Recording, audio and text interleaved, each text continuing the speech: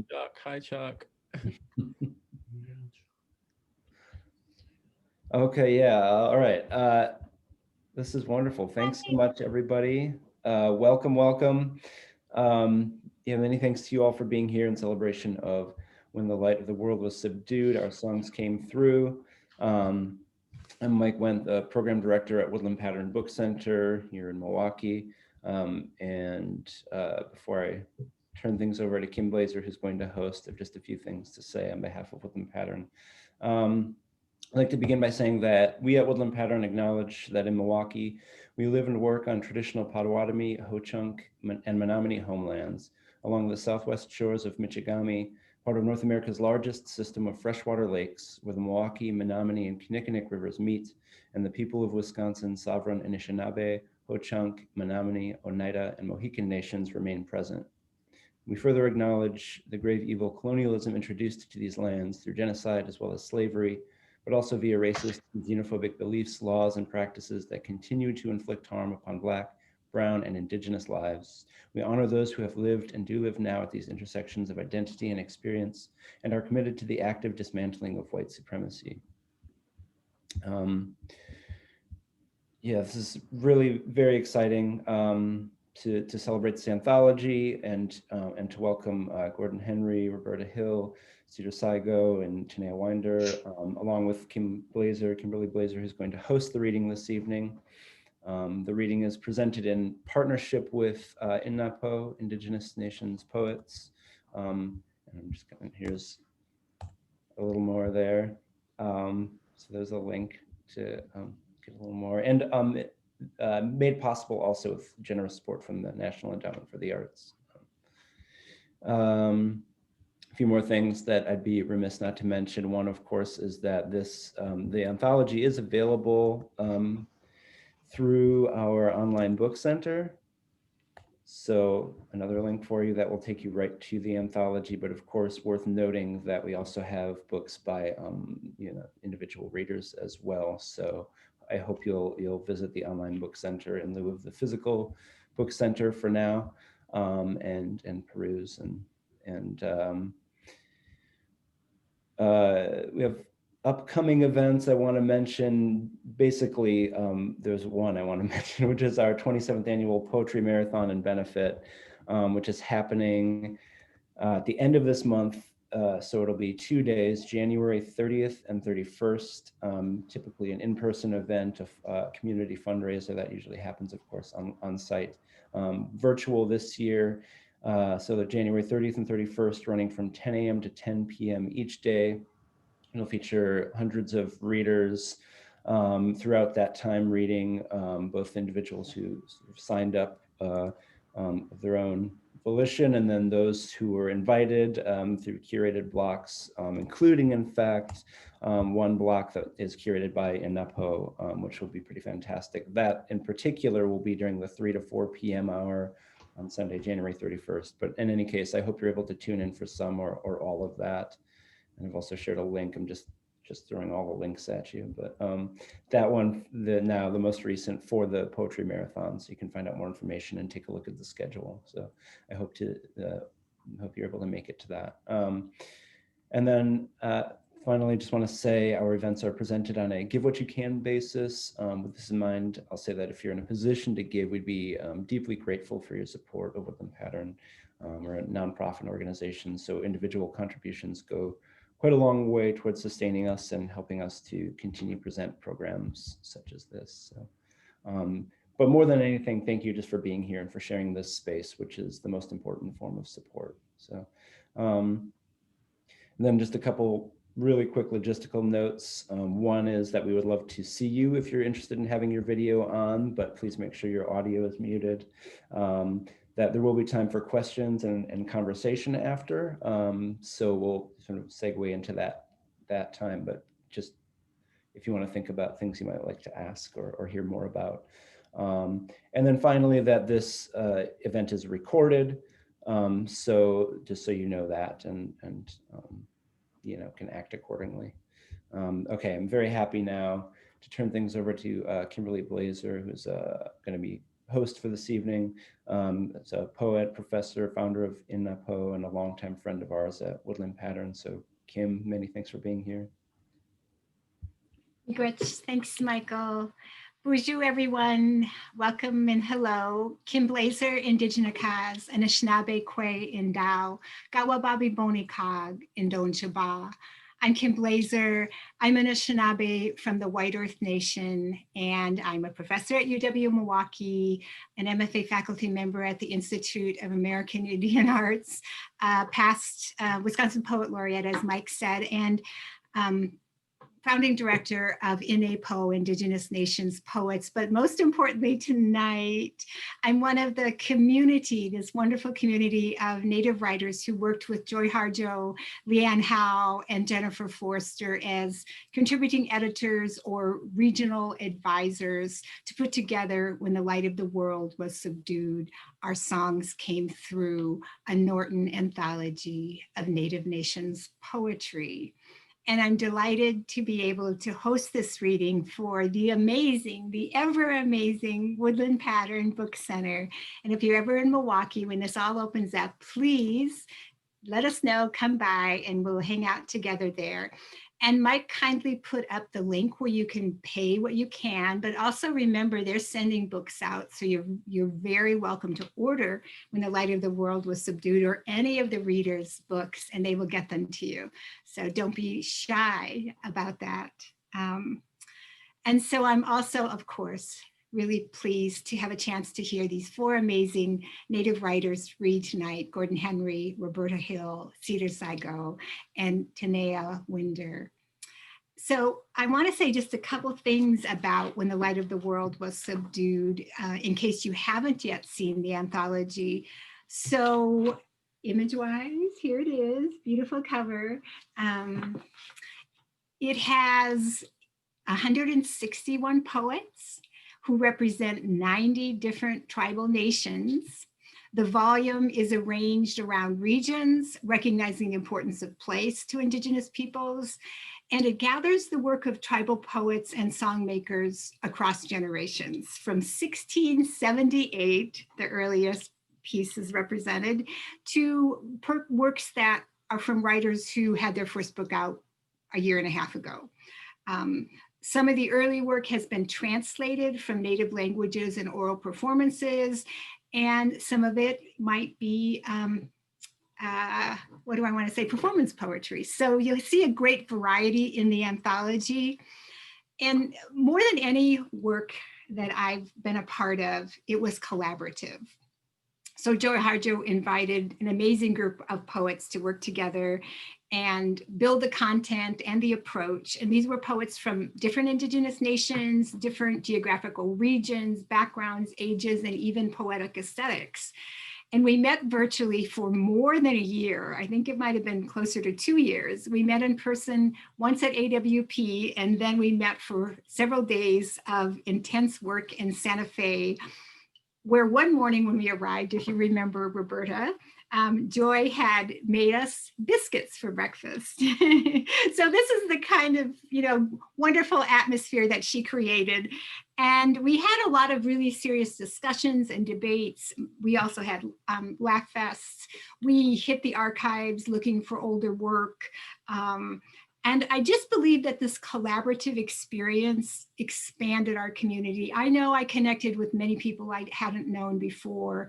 And I also think that it will change the way that we understand Indigenous poetics, the anthology, and the work that went into the making of it, because now we have, again, this now virtual, but we have this space of community that is, revved up again, similar to what we had after the first Returning the Gift Festival. So anyway, in the spirit of that sort of poetic community building, I'm very happy to introduce our readers tonight, each of whom will read for about 15 minutes. And then at the end, as Mike said, you'll have an opportunity to ask questions, etc. And feel free to post questions as we go along, as they occur to you. So our first reader is Gordon Henry Jr. And I'm not going to tell stories about these people at the beginning, but if we run out of questions at the end, you could twist my arm and I will tell tales.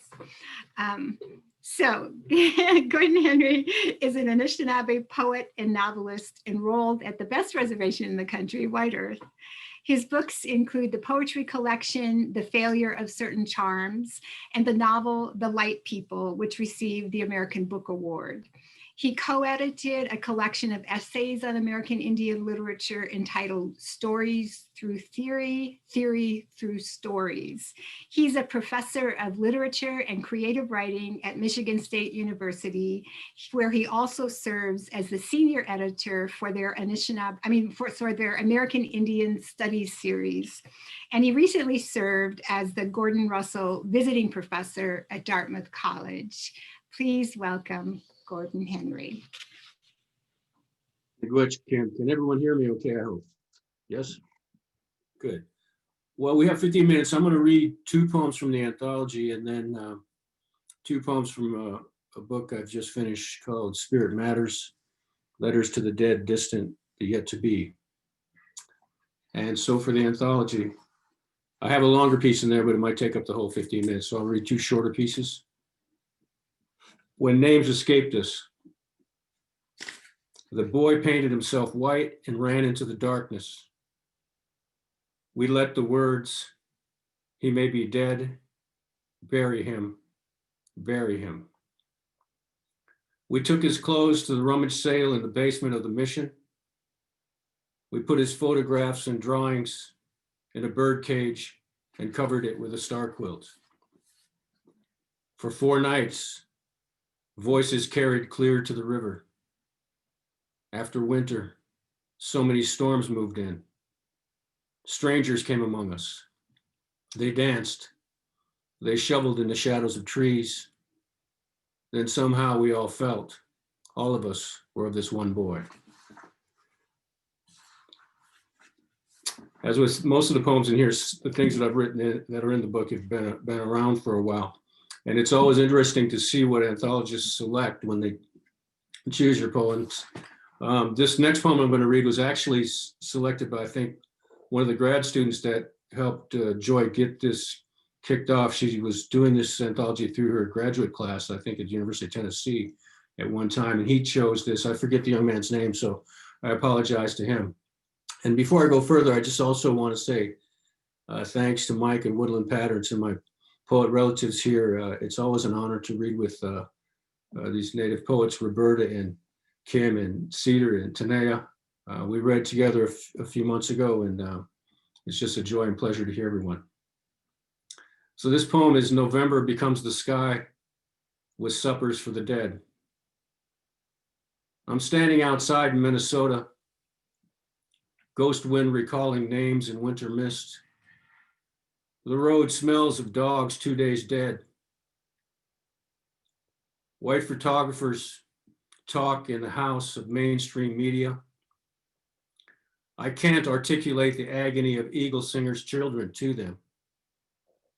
We celebrate the old man while another generation shoots crushed and heated prescriptions, sells baskets, machinery, the fixtures yet to be installed in the house, yet to be heated by the tribal government, for another night stolen by the stupors and the wondrous pleasure of forget everything medicines. Back inside, Uncle Two Dogs rolls me a smoke out of organic American spirit. I look to a last cup of coffee.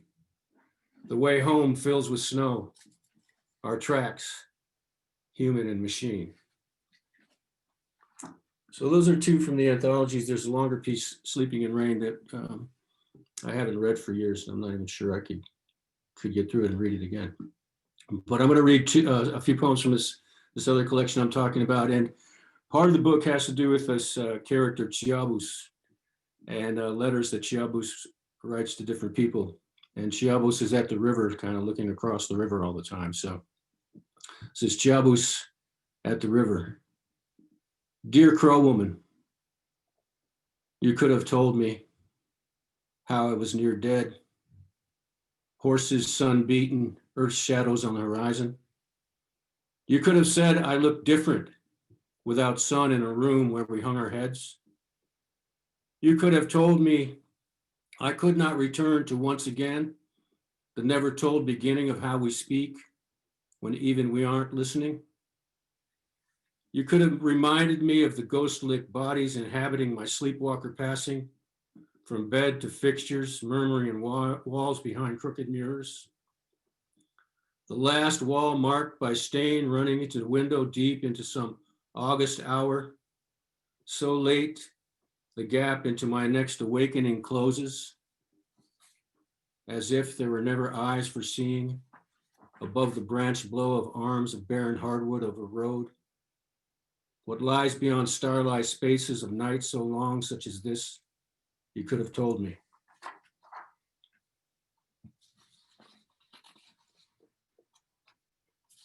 And this is a poem called, another character in the book is called Venus Diabetes. And she's one of triplet aunts. And it's a little meditation on her calling. Venus calls the last person in white clay to have spoken through a ghost telephone on a wall. Not then as we would now. To someone on the road west, a clear voice singing a Turtle Mountain healing song, marked and transmitted by towers and satellites. But then as not now, to the distant father, breathing heavy and fast over hard liquor under low light from some West Coast Bay Area bar. Whether through wire, through time, less timelessness, we remain connected, even when we have gone so far west as to make everything, even the better and worst of memory, out of something signaling us to the almost out of reach. I think Kim's going to be involved in doing the Poet for a Day at the Poetry Foundation website in November, and this poem was included in that this past November that I read there on that site, and I think it was November 26th, which some people call Thanksgiving, but we say that might be every day. It was snowing on the monuments, my dead father's name next to my living mother's. You went further back into the cemetery, there where so many lives remain lost to winter. There, with the named and the nameless, it was snowing on the monuments. All horizons packed with cloud-covered bodies. Some of us left in the vehicles we came in. Some became some final gesture of departures, sunborn reflect behind auto glass, heat blowing, feeling back into a face. It was snowing on the monuments. Even in the warmth of an engine turning over, you must forget how we came to, left this place, how we leave. A procession of memory, an immersion in going away music, voices of older songs already in the broken gone, as some wheel turns us back onto Gray Road. I think I'm just going to read one more short poem. These are all sort of, I guess you might classify them, if you have to classify poetry as anything, lyric. And I wrote this poem just after my father died many years ago. It's called Dotem Dream Song. I think Kim might be one of the Dotems that's my family's part of as well.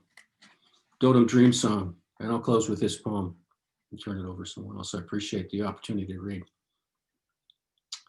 Old man, I will guide your silver canoe to the center of the water where the loon father carries children on his back.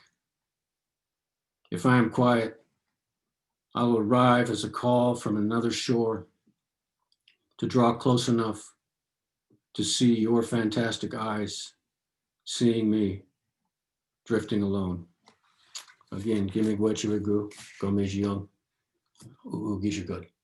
Thanks for this good day and this opportunity tonight to read. Miigwech, Gordon. So beautiful, always so beautiful. I love to hear you read. I noticed that we also have other luminaries in our audience and other people who are in the anthology. And I wanted to mention, I saw Hyde Erdrich in the audience, and Mark Turcott, and other poets, other Indigenous poets, including Alice Azure. I may have missed someone, but I know we have a wonderful audience. So miigwech to all of you for coming out. Look forward to the next book, Gordon. Okay, our next reader will be Roberta Hill. Roberta Hill, sometimes Hill Whiteman, if you're looking for her publications, is an Oneida poet, fiction writer, and scholar, and the author of Star Quilt, Her Fierce Resistance, Philadelphia Flowers, and most recently, Cicada's New and Selected Poetry from Holy Cow Press. Her poetry has been widely anthologized, appearing in many magazines, journals, and anthologies, such as the classic Harper Anthology of 20th Century Native American Poetry, The Third Woman, Minority Women Writers of the United States, and Carriers of the Dream Wheel, as well as more recent works, most recently Rocked by the Waters, and of course, the anthology that we're celebrating tonight. In 2020, Bobby retired from her position as Professor of English and American Indian Studies at UW-Madison and has been getting younger every day since. Please welcome Roberta Hill.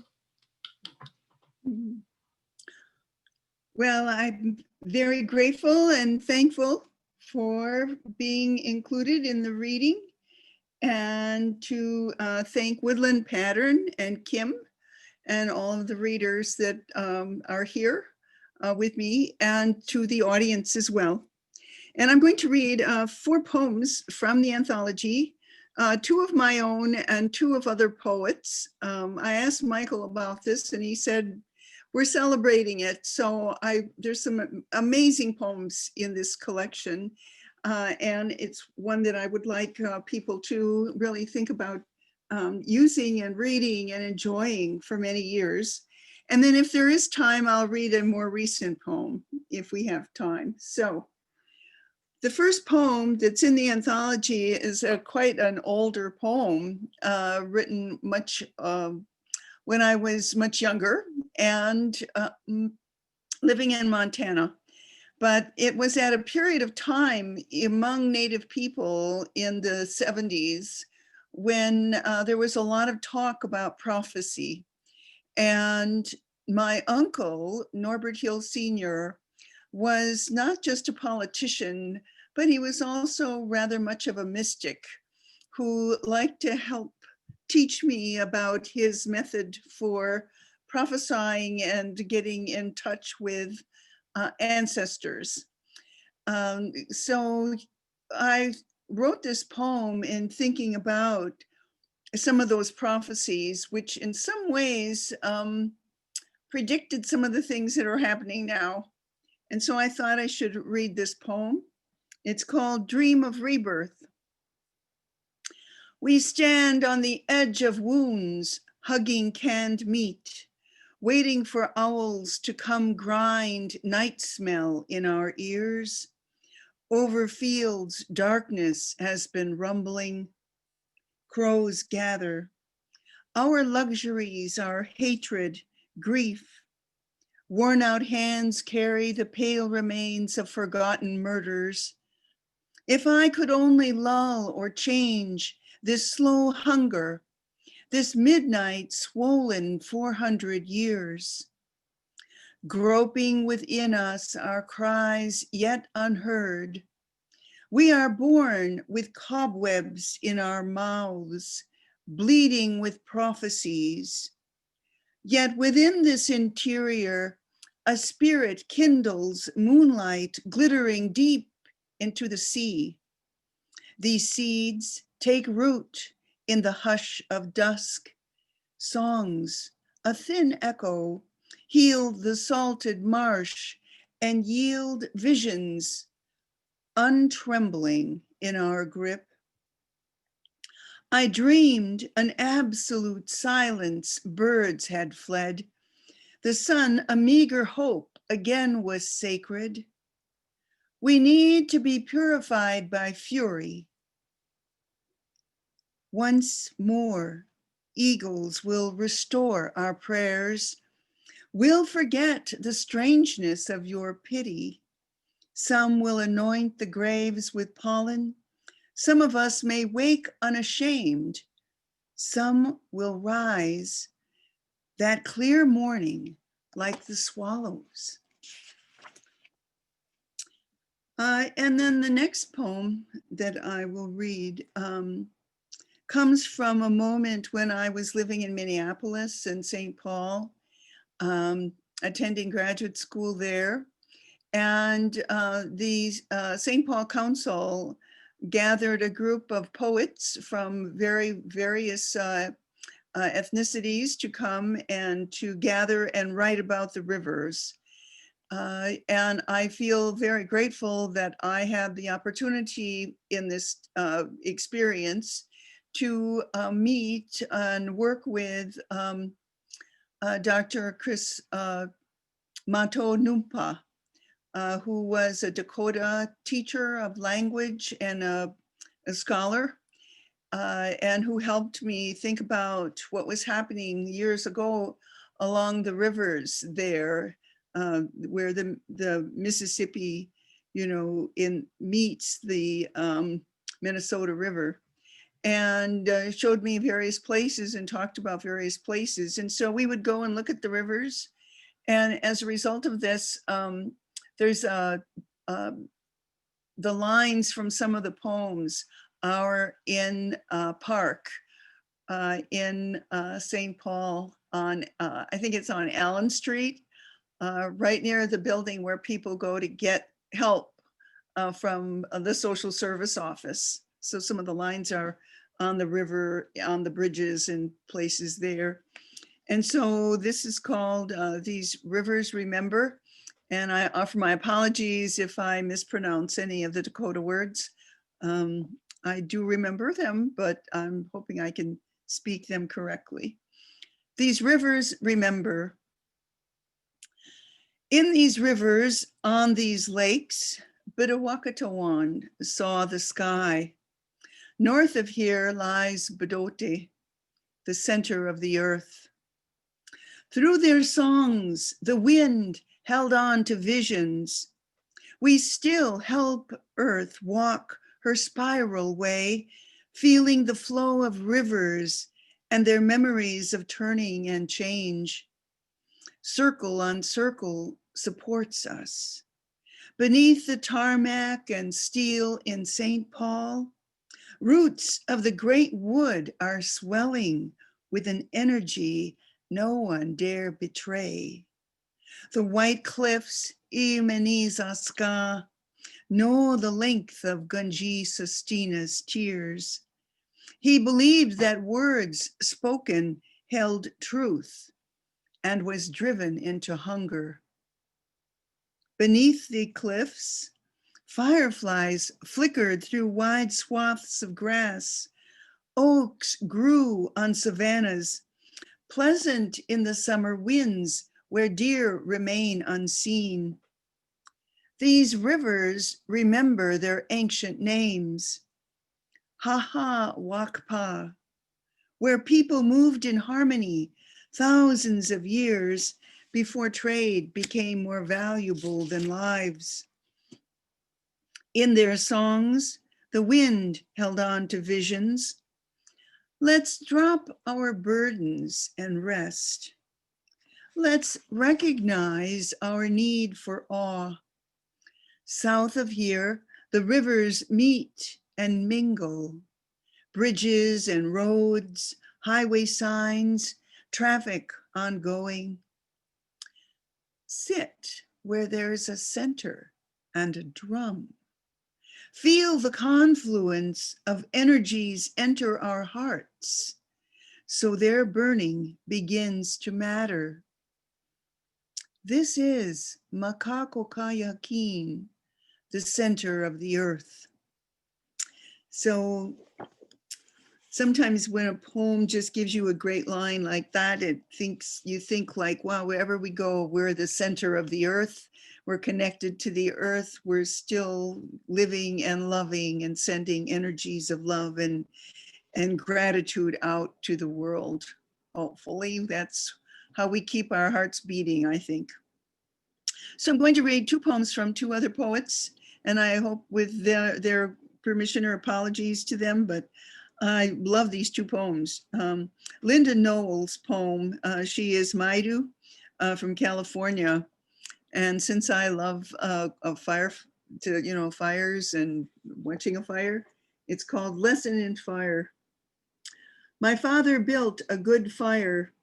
He taught me to tend the fire, how to make it stand so it could breathe, and how the flames create coals that turn into faces or eyes of fish swimming out of flames into gray rivers of ash, and how the eyes and faces look out at us, burn up for us, to heat the air that we breathe, and so into us we swallow all the shapes created in a well-tended fire. That's just a gorgeous poem, I think. It's beautiful. And so the next one that I'm going to read is one of the co-editors, and she was very involved, Leanne Howe. She's a terrific playwright and dramatist and poet and fiction writer, and she just does everything. But this poem is just so amazing that I'm going to read, and I have a special connection to it because my mother was from a community of Choctaw that still are trying to be recognized in Louisiana. And so, again, like many Native people, even the Oneidas, we were forced out of homelands and really were migrants in some ways at different places in different times. So this poem is Ishki, Mother, upon leaving the Choctaw homelands, 1831. Right here is where I once suckled babies into red people. Right here, we grew 3 sisters into corn, beans, and squash. Right here, we gave goods to all who hungered. Right here, we nurtured abundance. Right here, my body was a cycle of giving until torn from the homelands by the Nahala and Andrew Jackson, the duteous seamster intent on opening all veins. Right here, there's a hole of sorrow in the center of my chest, a puncture, a chasm of muscle, sinew, bones. Right here, I will stitch my wounds and live on and sing and sing. I am singing still. Again, just a powerful poem that just shows the determination to stay alive. So I don't know if I have any more time or not. I've kind of lost track, but You can go ahead and close with one of yours, Bobby. It's fine. Okay, so this I have on my phone. So please, if I make a little skip here, it's because I'm going to my phone. Oopsie. It's a new poem. It's called Signs. You might miss him on the corner of 7th Avenue in Hennepin, walking from under the big orange sign, Fogo de Chao Brazilian Steakhouse, and on to a stoplight where you might stop. He is holding a large cardboard sign that come nightfall will fold into a mattress. What does the sign say? Does it matter that he is Black with a heavy beard, wearing clothes out of season, out of style, with no sequins or sparkle? He begins his message by asking for a little help, for the love of, the last word in the first 3 lines of large print.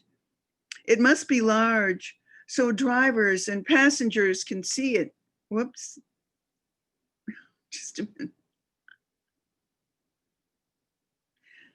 So drivers and passengers can see it.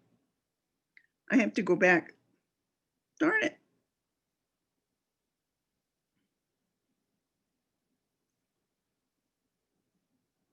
So drivers and passengers can see it. He hoists it while the crowds of the local bar goers, theater goers, concert goers, restaurant goers, dancers and thugs, dealers and shoppers, an array of critics break into vogue-minded fragments around him. His sign doesn't stop them. Its last word scratched out, tried again, scratched and scarred. I'm in the far left lane and can't stop when he looks at me, this man with faith in words and signs.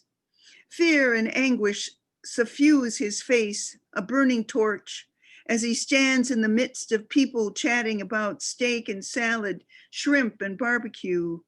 Poverty and sorrow make them look away from anguish, readable even to people warped by individual preferences and apps. Christians, take heart. Here is one you've waited for. Here is love, wandering and enduring pain, poverty, holding signs, waiting for you to turn to heed them. So I'm grateful to be here and I'm looking forward to hearing the other readers. And thank you, Gordon. I liked your reading so much. Yes. And I'm looking forward to Cedar and everybody else and Juanica. Excellent, Bobby. Okay. I appreciate you reading other people's work from the anthology too. That was lovely. So now I'm so excited to introduce Cedar Saigo, who is a member of the Squamish tribe. He's the author of 8 books and pamphlets of poetry, including Royals and Language Arts. He was the Bagley Wright Lecturer in 2019, and a book of those lectures entitled Guard the Mysteries will be published in June by Wave Books. His recent poetry has appeared in Best Experimental Writing 2020, Freak Fam, and Splinter. He currently serves on the Creative Writing MFA faculty at the Institute of American Indian Arts and lives in Lowell, Washington. Please welcome Cedar Psycho. Oh, thank you. Thank you so much, Kim. And thank you, Mike, and to all the other poets. It's so great to read with you. And also to thank you to Woodland Pattern. You know, I don't know what to say about Woodland Pattern. I read there when my book Stranger in Town came out. It must have been like circa 2011, 12. And Chuck Stebleton, the poet, was a very gracious host at that time and brought me out, I think, to the Polish Eagle. Was that the name of the great bar afterward? And I don't know, I'm a real like Lorene Niedecker freak. My friend Michael Slozik just bought an old fixer-upper in Milwaukee, so I feel like I'm imminently going to be there in some way. But I thought I would read a poem from Stranger in Town. I'd start with that. Oh, Polish falcons. Wow, that's even hotter. I love it. Okay. This is the first poem from Stranger in Town. This is called Prince Valiant. Your first presence is that of a con man down on his luck. You cross on the ferry and return as it gets dark. Heating a pair of candlesticks to warm the studio. I was to live quite comfortably at the end of each needle to receive my ghost. I took out a writing room also among derelicts who would pay unwittingly the highest prices, besides the apartments for their dry cleaning and drinks, top of the mark. Soiled by each groom till I reach the morgue, one we can lean on in our ascension to heaven, to China fields and the cufflinks you had better recognize, It was more of an open invitation, and should he care to appear, good thing it was recorded. His walking seaside, his being punished for talking Indian, a bronze bust soon to be unveiled in Pioneer Square, the greatest of all features in its design, mercy, the brass ring, and clear purple tomb in a doorknob. And I'll read one of the poems that's in the Norton Anthology. The poems that are in there are sort of from this secret sonnet sequence that runs through this book, Language Arts. And so I'll read one of those. This is called A Small Secluded Valley. Your portraits are all thin Indians, half their faces edging out the fog, where sparks rain onto our temple, where I enter to write the names of my poems for the night, Daybreak Star and the Sun, both of which I never got around to, for want of love and allegiance in every second. My regrets you interrupted, offset in the kind light as a crown. Evans walking around sounds behind a closed door. Nice to see you, to walk a bit and stop as on a river, its lava shut under in a tunnel of love. Regardless, the visions hike up overnight and flames trail off like the finest spider's thread, slipping my mind. And I wanted to read one more of these. Oh yeah, this was sort of inspired by the post-1969 paintings of Philip Guston, who is getting so much trouble. They've withheld this great retrospective from, I think, like 4 museums, or delayed it simply because he was pointing out that white supremacy was present in the American government in the late 60s. And now they hesitate to show these paintings that I love so much. So this started with way before that scandal, but in the honor of Philip Guston. It's called Fever. I take a vacation in color. I frost and sweat. The diamonds drip to eyeballs, smoking in bed. The beams dead tired, strung out at that left. The stone opens right up, linking light, and the rest I take, unfolding the throne. Sure to lock off new illusions, bits of statuary, bloodshed, the sun carrying 2 valises, thin, broken, fused. The back half of the line is invited to lead, at ease in mid-air. I like to leave the end with that flint-like spark, something to hang the next line of figures onto, light and airtight mortar. Foil plotting, certain of my poems pile up where the edges make their own lines, overlaid and crowded out.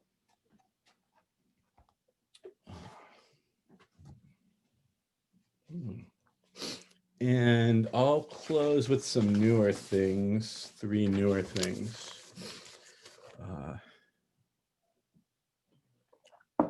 This is called Poison.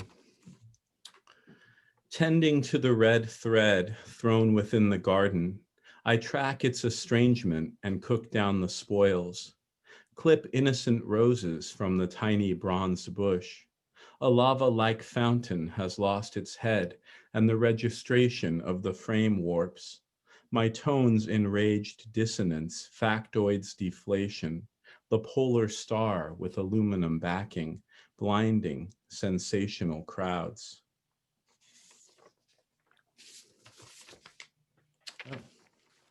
And this is a poem for the great Diane de Prima, who died this past year.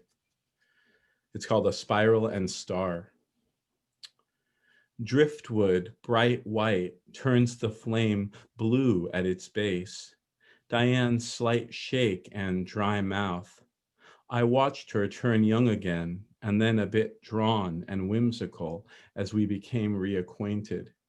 Put to work at her bedside, transcribing tiny new revolutionary letters, dawn poems, snares that are set to explode across centuries into further collapse, Dream after Christ Church, after Freddie Mercury writhing up against your ear.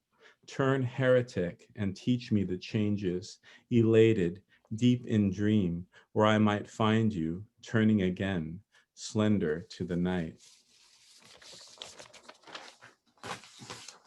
And one more poem. This is a poem for Esther Bailyn, another great Native poet. And this was written just because we discovered over breakfast one morning that we both loved the book Grapefruit by Yoko Ono. Instructions for Esther Bailyn. Tape record the snow falling and fall to sleep. Burn down a gas station, not so secretly. Hello, thank you. I want to spend eternity worn into a rock. A mask emerges, 2 small eyes, 3 poems in place of clouds. Have a party in the dark and call it a concert. I was reading over my shoulder, hearing nobody answer the bell. Map a little further out, attempt to unwind. Keep speaking in received asides. Play these 4 notes out of turn. Now leave the room, join the dawn, and walk the city with your deadly cough, resolute in pieces. Crash against the cattail mat, peel back the tatters, see stars, count windows instead. Thank you.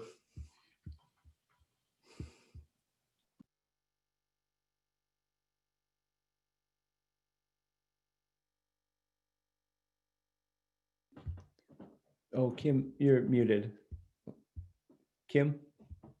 Sorry, I'm Oh. talking to myself here, apparently. I said wonderful and many other things. I love the secret sonnet sequence. I don't know if you noticed, but Chuck is on tonight, as well as Ann Kingsbury and Carl Gartung, who founded Woodland Patterns, so we should all applaud for them. Hi, Carl. So wonderful. Thank you all so far for reading. And now we have Tanaya Winder, who is an enrolled member of the Duckwater Shoshone tribe. She's the author of Words Like Love and the chapbook, Why Storms Are Named After People and Bullets Remain Nameless. Tanaya has taught at Stanford University, UC Boulder, and the University of New Mexico, and is the director of the University of Colorado at Boulder's Upward Bound program.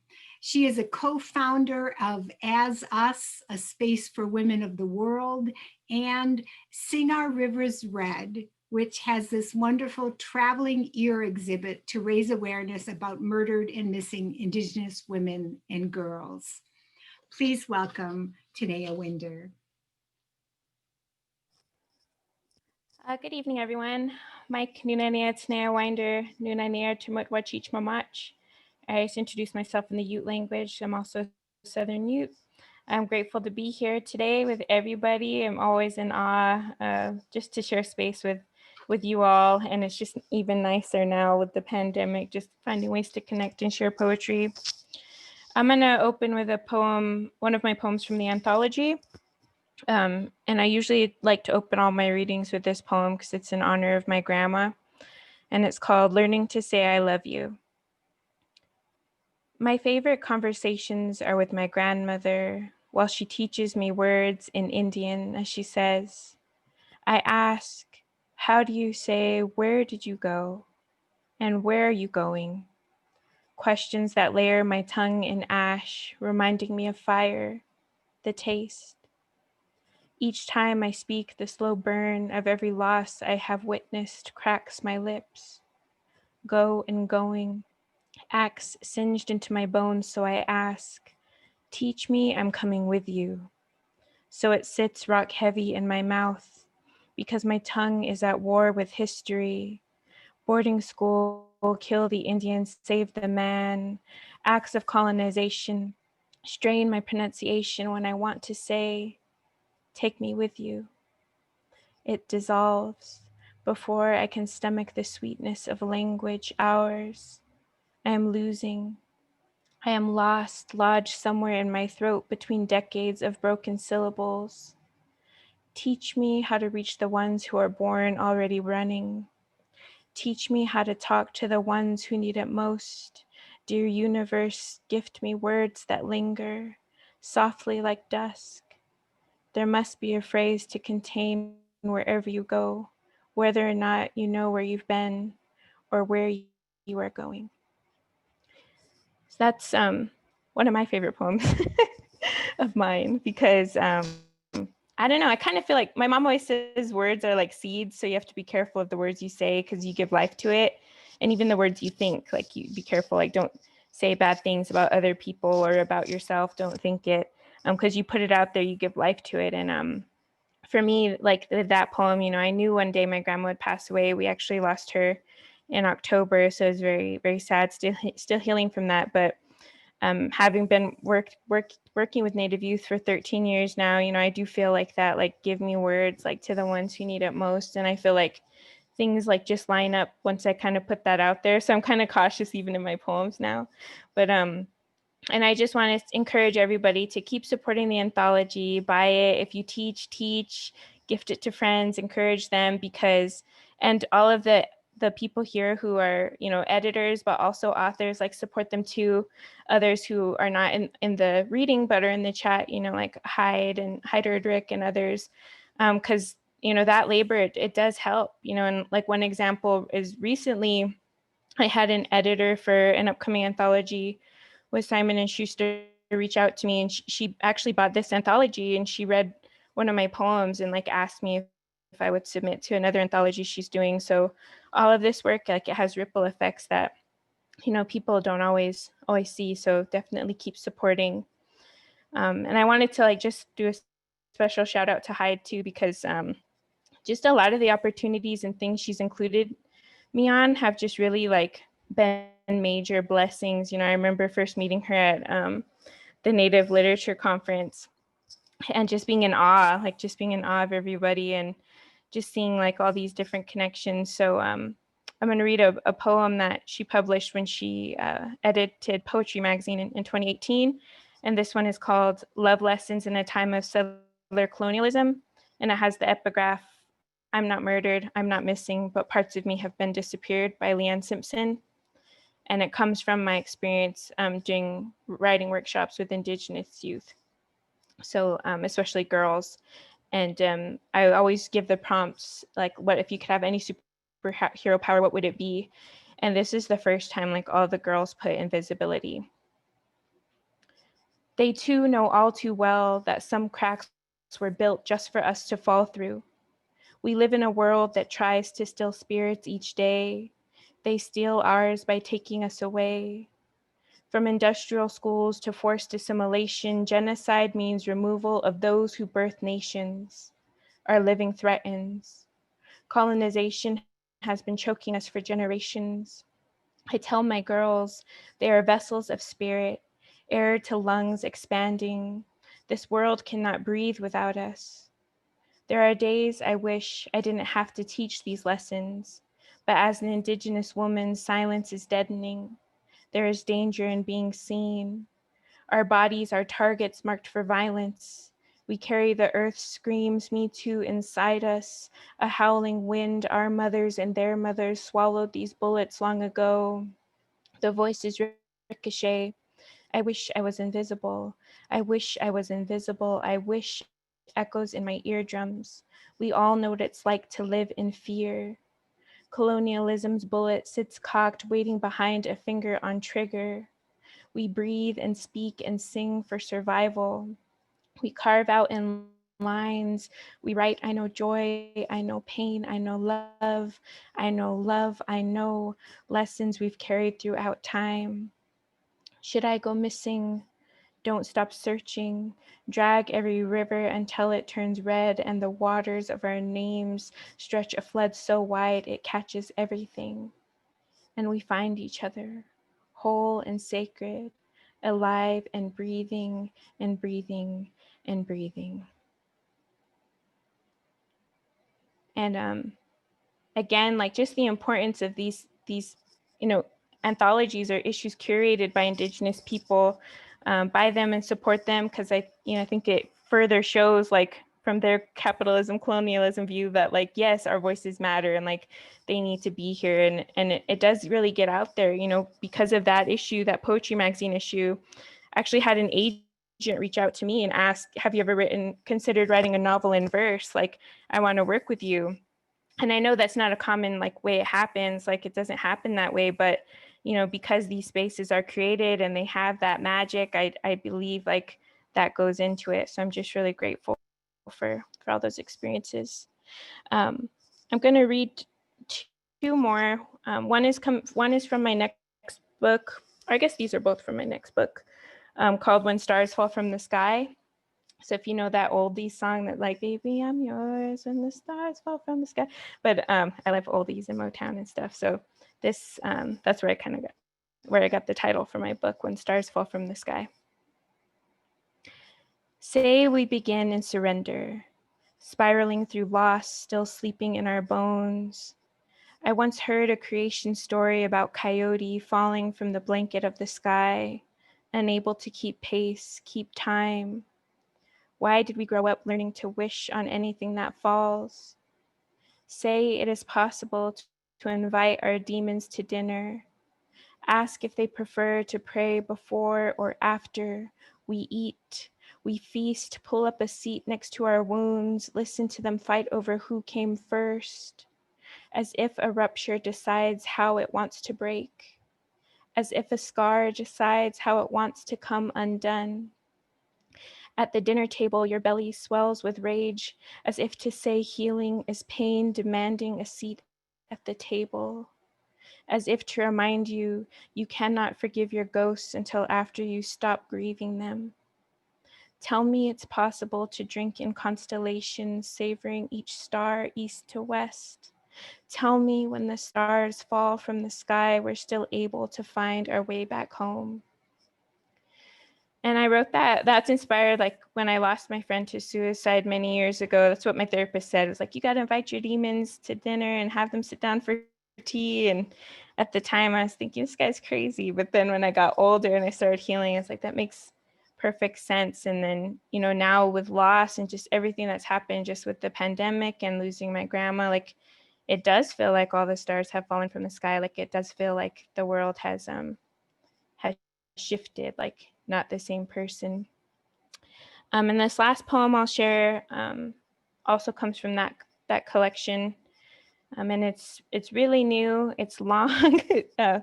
For me, I feel like I don't normally write long poems, but this is the last one I'll read. It's called Uncharted Territory of Grief. Summers meant sticking my arm out the back of a res car. No other windows rolled down. Consequences of a mechanic. Some strangers' calloused hands left us with sticky summers, sweat dripping from our foreheads. I wanted to make believe friends. I waved to make believe friends and hungry ghosts. My arms danced against the wind, taking comfort in the resistance of warm desert air. The ghosts sang along as journeys, keys, and bass blared through a battery-powered boombox. The car hugged the highway's curves like a child holding its mom's hand, afraid to walk alone in the dark. Our grandmothers told us stories of desert, how giant serpents laid on mountains to create canyons. Imagine earth crunching under the weight of unbearable sadness. Imagine what it feels like to collapse into an uncharted territory of grief. As young girls, we learned the tale of a mother who cried so many tears she created a lake in the middle of the desert. Today, she sits in stone beneath a star-stitched sky, holding up the otherwise untethered blue. Last month, I read an orca gave birth to a female calf who died 30 minutes after entering our world. The orca carried her dead calf for 17 days. Tethered by grief, hers the price paid for love and loving. At 34, my sister gives birth to her first child, a winter-born boy. In recovery, my sister asks if she can walk yet. Her nurse says, wait until your legs are yours again. I wonder who and what I've carried and carry for days, months, and years. Grandmother, take me back to your childhood when you sang Blue Moon in boarding school, where you won the talent show. Take me back to 17 when my back first curved into an S, the serpent inside me coiled under grief, my scoliosis stopping any sports outside of prayers and inside dreams. I wish we'd had more time. Take me back to the day my fingers learned the blues until chords calloused their tips, the electric progression of Ain't Got No Home etched into my body's memory. Take me back to when we were all children given songs to sing. The ones you taught were anthems, predictions for how we would love. Take me back to when we were all children saying, let's pretend. We'd yet to swim through grief. Our spirits hadn't been crushed by fists breaking through bedroom walls, and I could still hold your hand in the dark. Let's pretend our ghosts have been fed. Let's make believe our hearts are ours so we can walk again.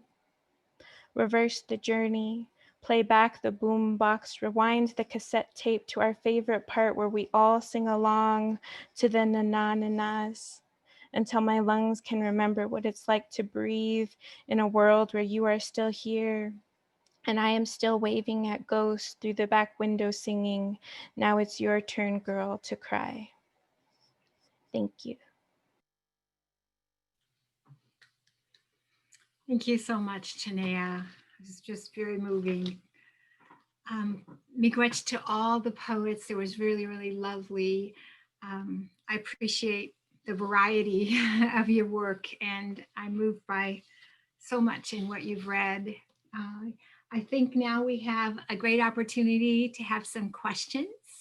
And so if you, I don't see that any were posted in the chat. You're welcome to post them there. But if you have a question, feel free to, like maybe raise your hand and then we can have you unmute yourself and you can verbalize that question for us.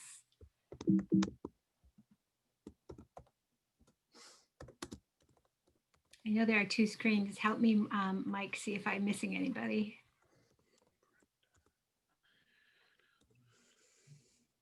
So you may all just be taking this all in. And so why don't I go ahead and feed a little question out into the universe, and then you can just add as we go along.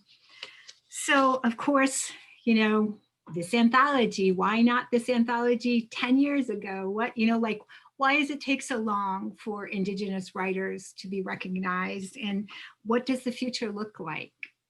Or maybe talk about what your own, how you conceived of your work as a contributing editor or regional advisor in this anthology.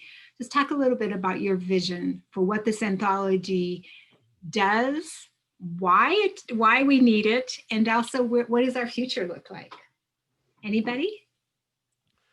Yeah, I'll say something. I think that for me, what was interesting about getting involved in this anthology was actually kind of taking Native poetry, maybe the opportunity of taking it out of the academic classroom primarily, and actually just reaching people on reservations. I feel like sometimes Native poetry is seen as like a curiosity within the academy or something that can be contained.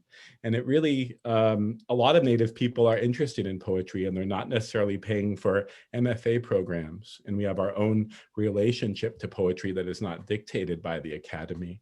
So I think that's something that's come clear to me in the past couple of weeks, why it's so important.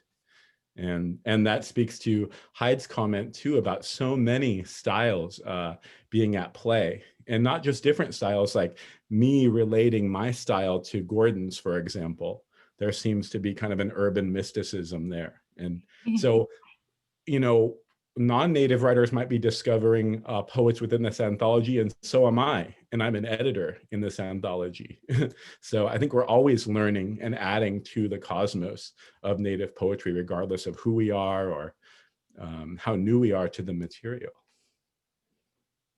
Excellent. I love that. And I really like the idea that I also, for me, it was introduced to a lot of new poets. And there are, especially, I thought the Northwest section, there were a lot of poets I hadn't known before who were working in Hawaii or thereabouts.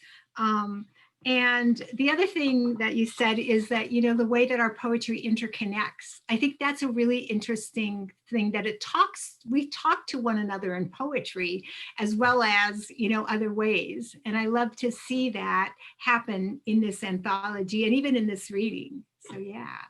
Absolutely. Other people.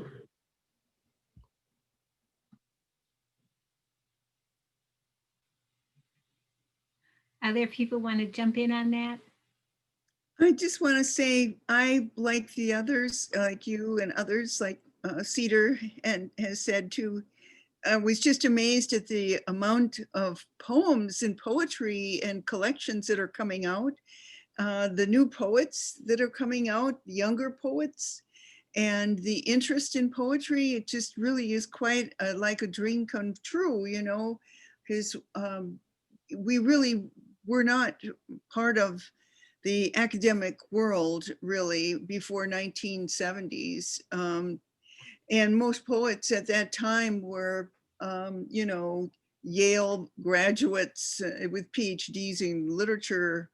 And so the whole poetry anthology has been such a gift of seeing so many poets and so wonderful. But also what I think of as to see what a long enterprise all of this has been, and to see how early people were writing. It was just such a shock to go into some of the archives and discover there were poets who, there's that one industrial poem from the man who in the industrial, who was at Carlisle and writing about what his day was like. It was kind of like amazing to think that that poem survived and we get to see it. And so the scope of it is really makes you feel very humble in some ways, like, wow, I was doing this all and now I'm really, there's all kinds of people that are writing and it's very exciting. So Right. I like the idea of making sure that people on the reservations have copies. Yeah, absolutely. That's excellent. And I love also that, that poem that you mentioned, Bobby, it's because it has such a great sense of humor, and irony in that poem. And I don't know if it got past the people who were publishing or they really were okay with it, but I like the legacy of that too, the sense of humor and irony that Indigenous people bring to writing. But also, to go back to what Cedar said, of course, the songs and poems existed before the Academy, right? They existed in our communities, and now we're finding another way to allow them to exist outside of the Academy, which is great.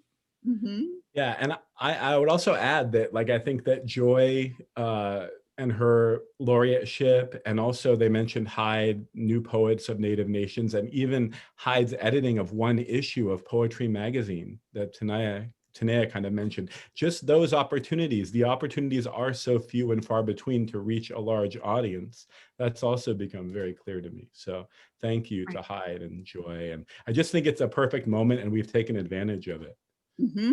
Yeah, and I also just want to add too, I feel like it's a roadmap. I think how whitewashed my literary education was at Stanford. I had to take classes outside of the English department to even get access to writers of color. And I'm in the process of moving and seeing my other Norton anthologies and then seeing this one. It's like, oh, maybe I get rid of those other ones.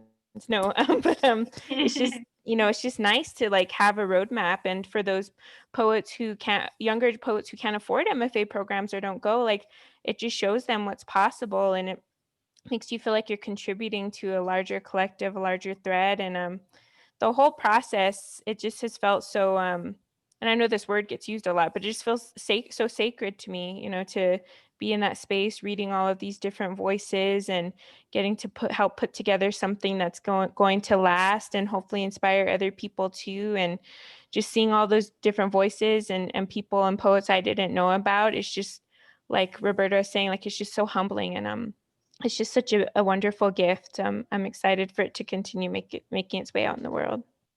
Right, I totally agree. I mean, I can't remember feeling so much gratitude for having to work so hard before. You know, we did a lot of work on this, but also I felt so grateful just to be a part of the whole process, and it was wonderful. And the thing that you said, so, you know, I am older than you, Tanaya, and when I was in college, the closest I could get was to read, to enroll in a class that was called Red Man in American Literature. I remember that title, it still haunts me. You know, so yes, we made a lot of progress, but you're right, this is another moment that's going to, you know, gain some recognition and show that Indigenous poets and our work deserve to be recognized and to be wrestled with on their own terms, right? Gordon. Yeah, I just want to add too, and I thank you all for your comments. I was, you know, as I always am when I'm in a reading with others, just amazed at how many different ways we come at poetry and the ways that we produce poetry and create it in the ways that somehow it creates this non-ordinary language that we're in touch with, that is trying to convey some deeper sense of self-being, the way we are in the world. But I also want to add that I think one of the great things about this so far is there have been so many readings where people can actually hear the poets. Yeah. Hearing the readings aloud, take it to another level, I think. Even though poetry is always good on the page for me, I'm just so grateful to hear the voices of the other poets and hear how they read it. Because as we're looking at them on the page, they do come to life on the page or from the page. But when you hear the poets read, again, for me, it just takes it to a whole nother level and makes me really appreciate the way their minds are working through those poems. Absolutely. And we should mention Joy's other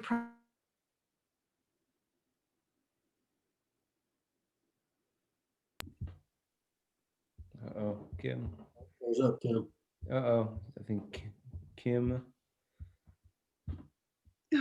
frozen. Oh no. Froze. Well, okay. I think Living she was Nations, going to mention Living Words. Is that the title I'm Living getting? That Nations. Library of Oh, there you yeah, are. Living about Nations, Living Words, I think. Okay, good, excellent. So Library of Congress, you can find it there.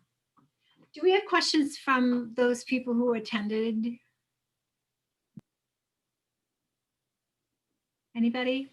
Questions for one another then? I can still ask some, but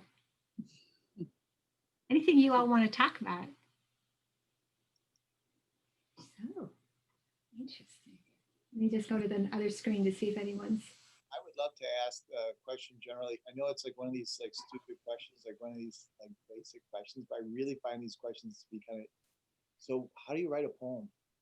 I just love to hear the way people respond to some of the questions. I know it's like. So if I heard that correctly, it's how do you write a poem? And I think it would be great to, I mean, everybody here has taught this, you know, art. So it'd be wonderful to hear the answers.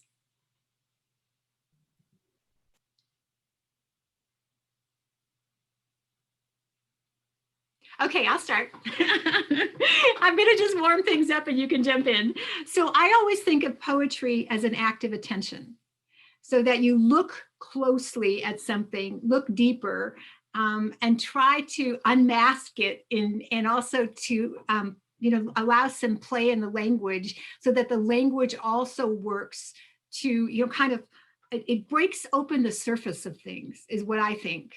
And that's part of what I understand about what a poem does. And so for me, it's, you know, the first act that's involved is either listening or looking, you know, is to sort of open up to what's around you in a way that's, you know, like we have all of this protective gear on, whether it's clothes or ideas, and we have to shed some of that in order to sort of even be in that space of openness where language, images, you know, other kinds of experiences, maybe, you know, could be spirits, ghosts, whatever, but where any of that can find us, we have to be able to look closely and be attentive, I believe. So that's my first, I mean, I have lots of really practical things about writing, but that's like what I think is the most essential thing. Other people. I would say like thievery is really important, like stealing concepts or poems and sort of personalizing them.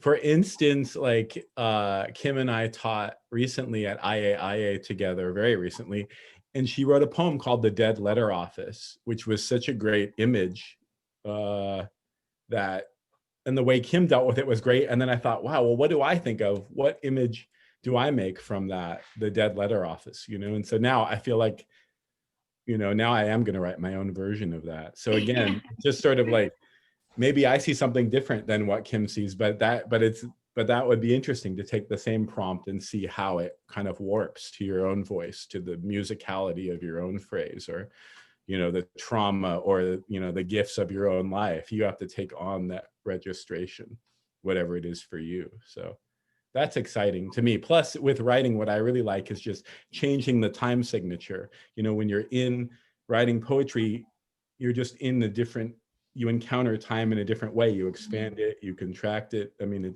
it's like hearing the poem out loud times 100 for me, the compositional space. That's wonderful. Yeah.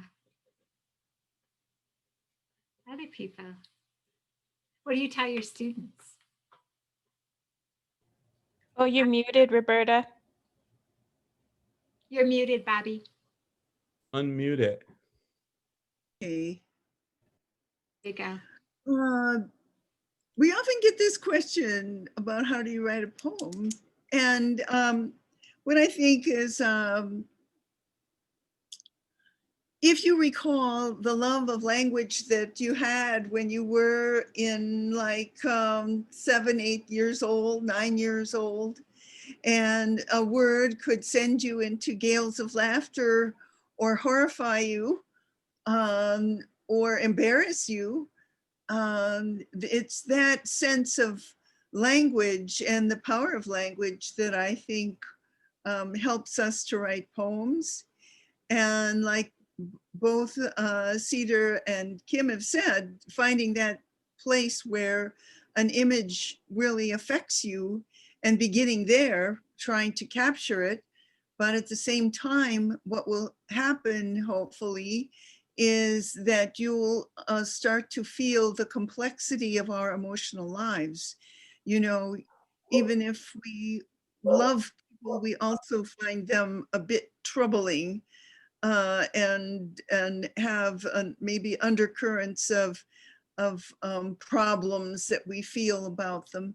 Or if we dislike somebody, we might find that we really find something about them that we really admire and are paying attention to in an emotional sense. So I always think of poetry as the search for an emotional truth, something that we feel, and that it is not on the surface just sentiment, but a deeper awareness and often a discovery. Poetry often leads and creates in us a discovery about what our actual feelings that we have that we may not really even recognize, you know. And part of that comes from that knowledge of that is from my mentor, who was Richard Hugo, who often would talk about his poem, Lady in the Kicking Horse Reservoir, who was his wife, who he loved and he also hated because she left him. And he began with saying, the first line of the poem was, "Not my hands, but green across you now." In other words, you know, you left me, and I really imagine now that you're in the Kicking Horse Reservoir floating around there. You know, so we have these complex kind of emotional experiences in our lives. And that's where poetry, I think, helps us to understand them. So. Yeah, so much that you said. Right, just trying to see what you can do. So just to follow up on that, when you talk about the active discovery, it reminds me of this moment I had. I was co-teaching a class with someone who had formerly been an attorney. And so we were prepping our students for their first paper of the semester. And she said, I always tell my students, never ask a question for which you don't already know the answer. And I was like flabbergasted, because like a poet never asks a question for which they do already know the answer, because otherwise why bother, right? So yeah, that active discovery, I think, is a huge part of it. And I like just thinking about listening to all of you guys. Writing poetry is so hard. I just asked myself that the other day when I had to write a poem. How do I write a poem? But I kind of feel like, for me, I think about the poetry pathways, like, and I just relate this to mental health so much, because poetry for me is like how I process things. Like, you know, like some people like have things they struggle with, like, am I worthy? Do I matter? Like, am I a good or bad person? And those experiences happen from when you're little, like it's shaped, and those create those neural pathways. And that's why therapy is so helpful, because it can help rewire like the paths your brain takes. And for me with poetry, the first time I was ever asked to write anything was for my grandpa's eulogy. And I think that made like a pathway for me. Like, poetry is healing, poetry is expressing. But I'm one of those people who also like, and it's probably because of surviving trauma and like seeing the bright side, like I'm very positive, I just see the bright side. I don't like to feel, it's very uncomfortable. So when I have to sit and write, like it's almost like trying to heal myself. Like, what do I need to feel? What do I need to process? And I think your brain like remembers certain things from events, like whether to help protect you or heal you. But I think poetry allows me to play with time, like Cedar was saying. Like, I can go back to an event and stretch it out and make a moment as important as an event.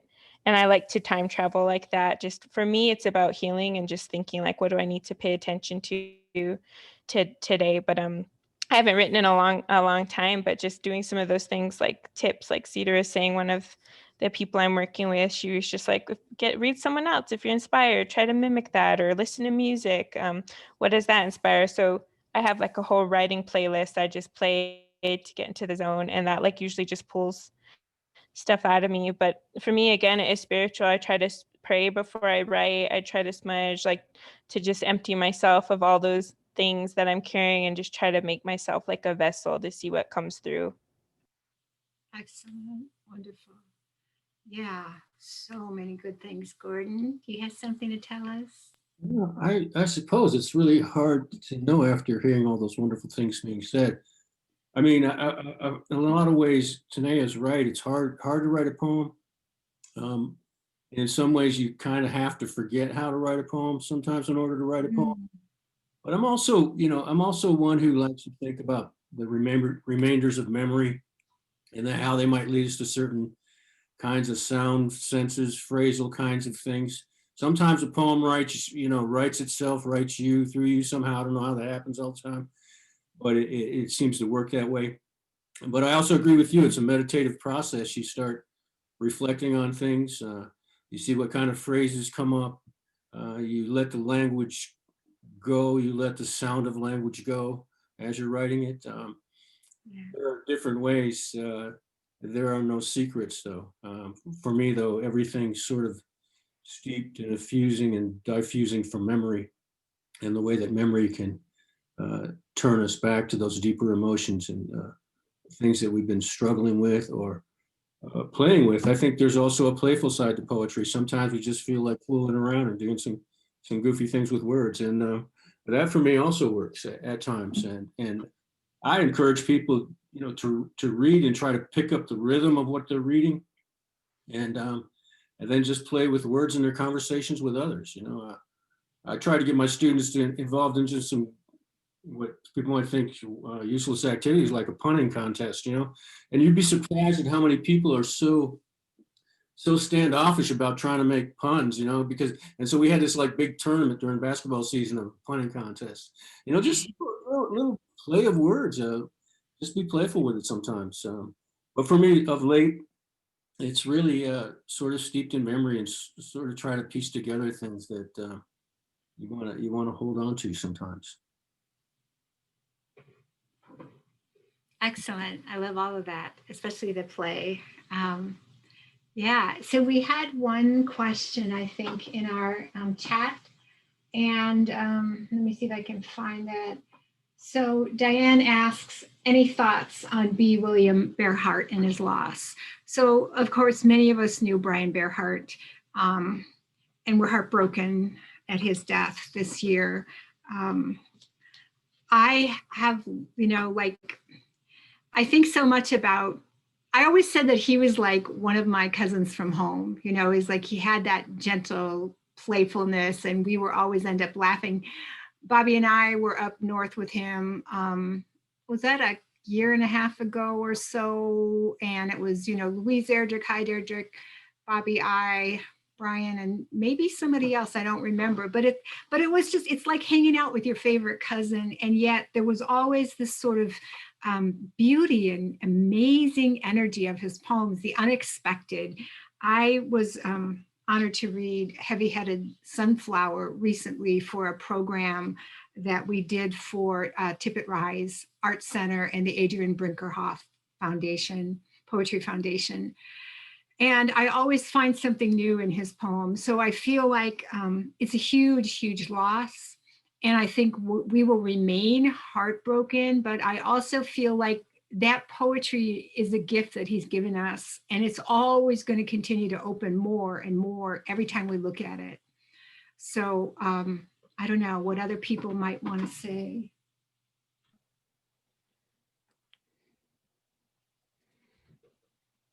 I just love his poem about Andy Warhol in the actual anthology. In the anthology, yeah. Yeah. And I hope that his work will be collected, soon, or, a last book or something like that. That needs to be done.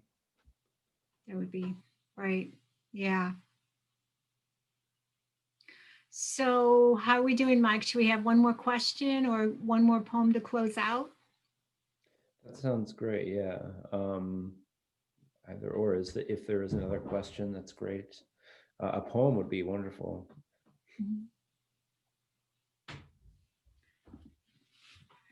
So, gosh, I could read one of mine, or we could read Brian Bearhart's poem, or we could do both.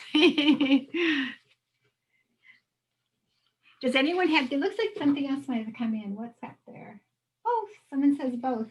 Okay, so Cedar, do you have that in front of you? Yeah, I'll read it. I don't mind reading excellent. it. Yeah. Perfect. Yeah. When I was in Las Vegas and saw a Warhol painting of Geronimo, this is from Warhol's Cowboys and Indians series from like early 80s. I thought we could be related, Andy and I. We're both blue walls and yellow cows in a gallery of pristine white. We're both screen prints, offset and layered, underexposed. We're both silver clouds filled with helium and polluted rain.